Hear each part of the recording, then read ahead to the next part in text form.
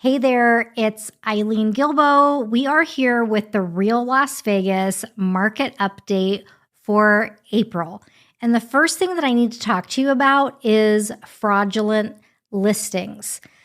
I know that really doesn't make any sense because most of the time when you're thinking of people trying to fraud you is possibly when buyers say that they have funds to purchase your house. Maybe they don't. Maybe they're showing fraudulent proof of funds. Well, this is not that.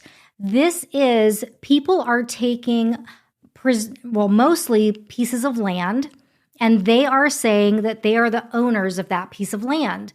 And what they're doing is they're getting agents to list that land, and sometimes it's not being caught that that land is not actually for sale until it's almost closing time.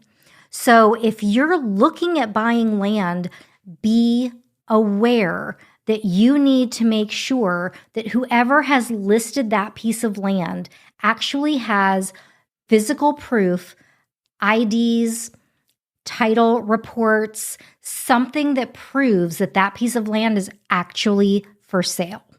I have been telling all of my buyers, you need to stop looking at all of this information that is keeping you in freeze mode. Listen, we all have to have a house. And if you're looking at the monthly payment, awesome.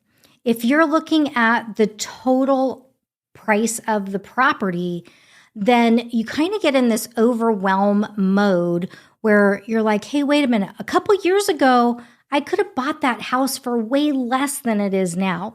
But does the monthly payment fit what your expenses should be for the month? Because chances are you're never going to live in that home for 30 years. So does the actual overall price or even interest rates matter if you can afford the payment for the property? So maybe just maybe just recalibrate how you're looking at what the actual purchase price is, what the interest rates are, and then marry all of that information with what your monthly mortgage payment will be. Because if you can afford that, then it might make sense for you to move forward with a purchase.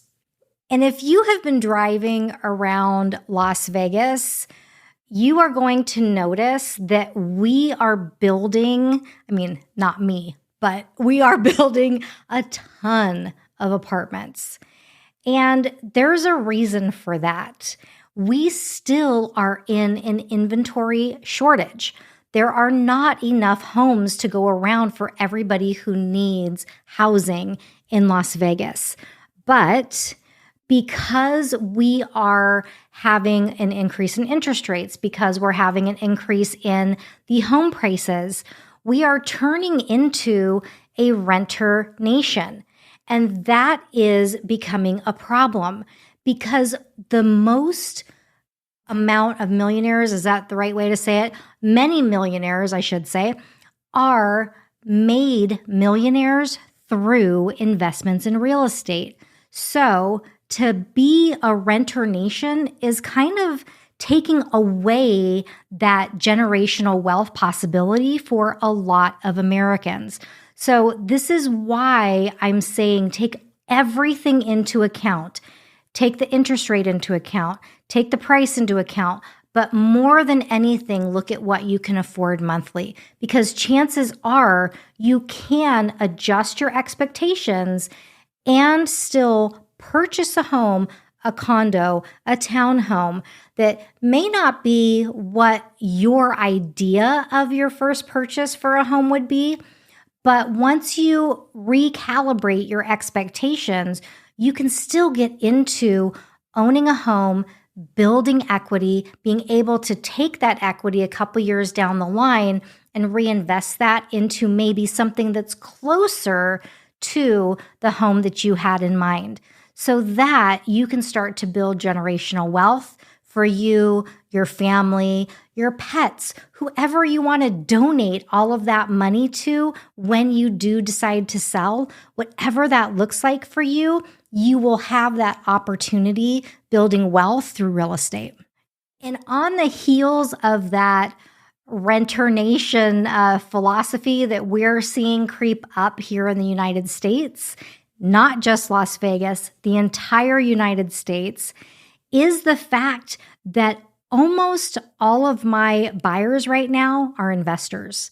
So if you look at where the wealth is made in America, and that is investment in real estate, if investors are buying, then chances are you should be buying too. So don't miss the boat and let the fear of the unknown kind of keep you from propelling forward, because you can get answers. And once you get those answers, if they don't make sense to you, that is completely fine. But at least have the conversation so that you are informed as to what your possibilities are, what choices you have to make. And that way you don't miss the boat on that generational wealth that you can be building. And for all of you who are still on the fence waiting to list your home, I have a couple of things that I also want to mention. So right now, our median home price is $425,000. That is single family homes, not condos, not townhomes.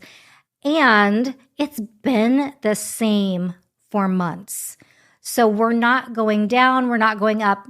And I guess I do have to change that.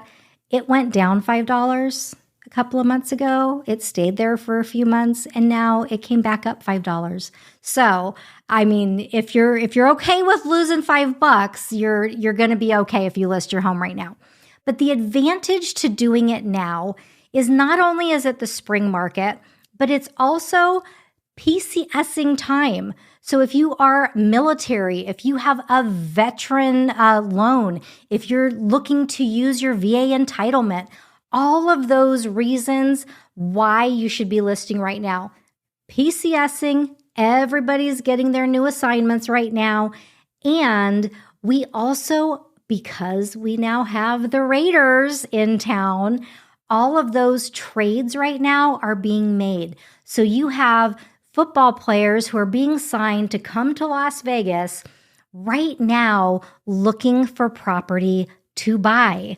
So it is the perfect time if you're looking to list your home to do it now, because the inventory is half of what it was just 4 or 5 months ago.